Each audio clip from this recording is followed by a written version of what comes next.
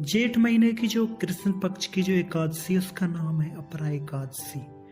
ये जो अपरा एकादशी है इसकी कथा ब्रह्मांड पुराण में युधिष्ठिर महाराज और श्री कृष्ण का जो संवाद है उसमें वहां पे वर्णित है।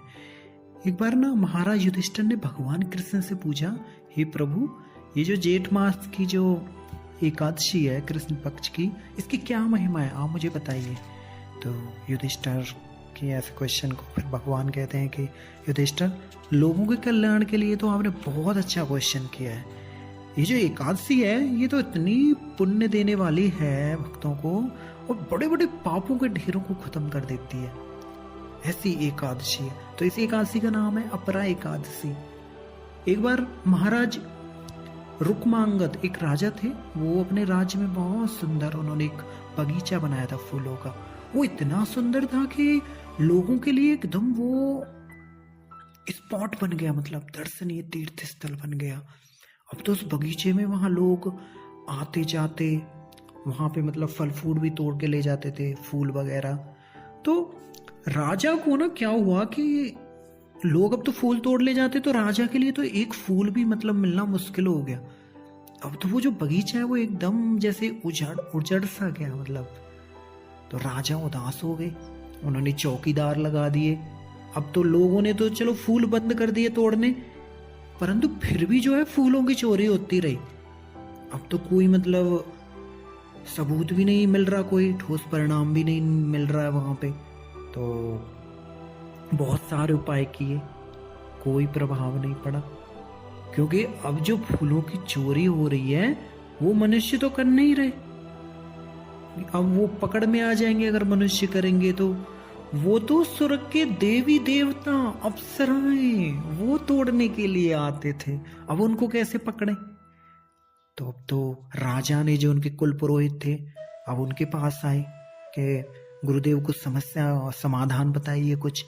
तो गुरुदेव ने बताया कि आप ऐसा करो, शाम के टाइम में, शाम को बगीचे में जो पौधे हैं उनके आसपास ना भगवान विष्णु का चरणामृत, उनके गले की उतरी हुई जो प्रसादी माला, फूल, पुष्प, आप ऐसा करो बगीचे में बिखेर दो, तब संभव है कि चोर पकड़ में आ जाएंगे। अब तो रात्रि को जो है स्वर्ग के देवी देवता अप्सराएं आई बगीचे में। उनमें से ना एक अप्सरा का पौना पौधों के जो आसपास जो भगवान के चरणों में जो चढ़े पुष्प थे, वो जैसे ही उसके मतलब पैर पड़ा उसके सारे पुण्य खत्म हो गए उसी टाइम। अब तो उसकी वापस जाने की, स्वर्ग जाने की जो शक्ति है वो बिल्कुल खत्म हो गई। अब तो अन्य देवी देवता थे वो देखते रहे, अब उन्होंने उसको ले जाने की कोशिश की पर वो उसको ले ही नहीं जा पाए, इसलिए वे बेचारे उसको, सारे देवी देवता उसको छोड़ के चले गए स्वर्ग को। अब वो अकेली रह गई, क्योंकि पुण्यों के समाप्त हो जाने से वो उड़ान भी नहीं भर सकती थी, अब वापस स्वर्ग ना जा पाई वो बेचारी। तो अब क्या हुआ, तो वो सोचने लगी कि ये तो मृत्यु लोक है, यहाँ तो हर समय व्याधि, कष्ट, दुख, ताप, संताप, अब मुझे इस मृत्यु लोक में रहना पड़ेगा, इतना मतलब कष्ट सहन करूंगी मैं। अब तो वो रोने लगी। अब तो सुबह को जब चौकीदार आए वहां पे, अब माली आए, उन्होंने देखा कि एक बहुत सुंदर, एक दिव्य तेज वाला मतलब एक स्त्री है। तो उन्होंने राजमहल में जाके राजा को खबर दी।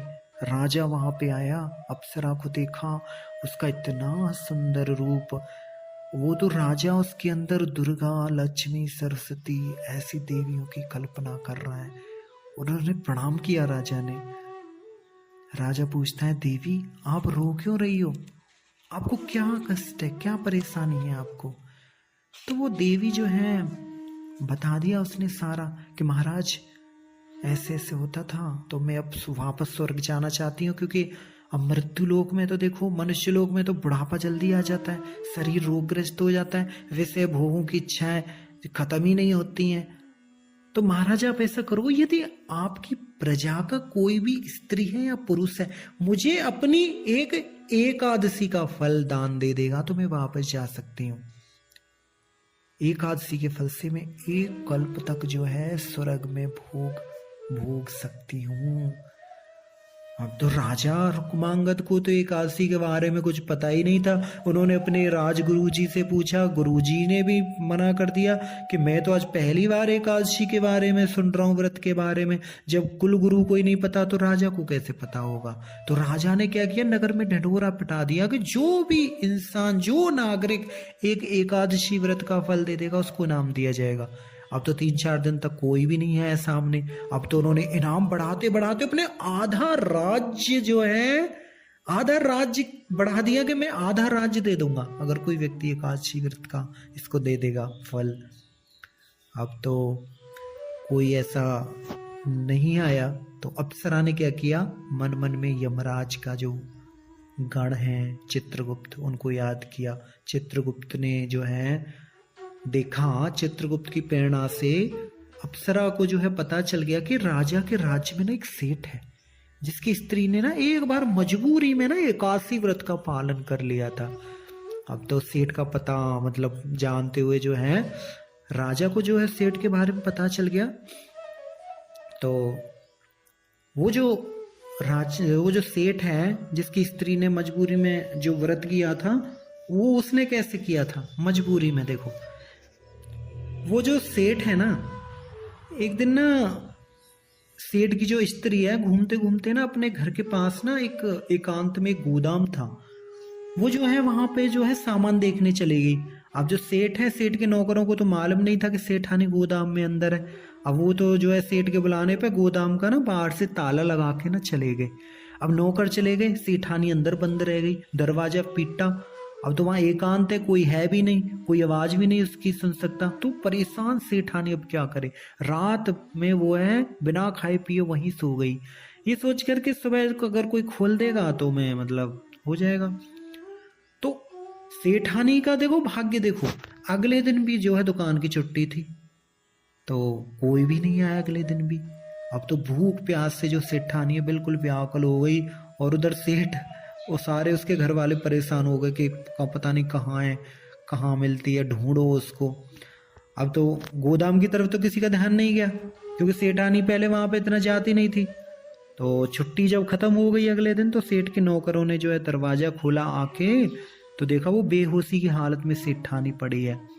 अब तो सेठ ने जो वैद्य को बुलाया, पानी के छींटे मारे, हाथ पैरों की मालिश की, उनको होश में लाए, भोजन की व्यवस्था की। धीरे धीरे सेठानी जो है थोड़ी ठीक हो गई। तो जिस दिन सेठानी गोदाम में गई थी वो 10वीं तिथि थी और उसके अगले दिन एकादशी, सारा दिन उसका व्रत हो गया। तो अनजाने में देखो वो सेठानी है, उससे जो है इस परम पवित्र एकादशी का जो है व्रत हो गया। तो फिर क्या किया, अप्सरा ने जो है राजा को बताया कि राजा एक है, आप उस सेठानी के पास जाओ, अगर वो दे देगी मुझे एकादशी का फल तो मैं जो है वापस स्वर्ग जा सकती हूँ। तो राजा ने जो है भेजा, वो वही आई, जो है सेठानी भी आई। तो सेठानी ने जो है संकल्प करा के जो है वो व्रत का जो वो स्वर्ग की देवी को दिला दिया। तो वो जो देवी है सबको धन्यवाद देके, सबका आभार प्रकट करके जो है कहाँ पे स्वर्ग को वापस चली गई जो है। तो राजा ने जो है घोषणा कर दी और सेठानी को तो आधा राज्य दे दिया। राजा ने भी जो है वो कर दिया कि ये जो एकादशी का इतना बड़ा महत्व है, इतनी बड़ी महिमा है, इतनी पुण्यदायी है, इतनी कल्याणकारी है, ये उन्होंने घोषणा कर दी कि अब मेरे राज्य में हर व्यक्ति जो है एकादशी का जो है पालन करेगा। तो उसी दिन से जो है वहां पे एकादशी व्रत की जो है पालन करने लगे। तो बंधु इतना मतलब महिमा है एकादशी व्रत की। ब्रह्म पुराण में तो लिखा है कि एकादशी बहुत पुण्य देने वाली है, महापाप नाश करने वाली है, अनंत फल देने वाली है।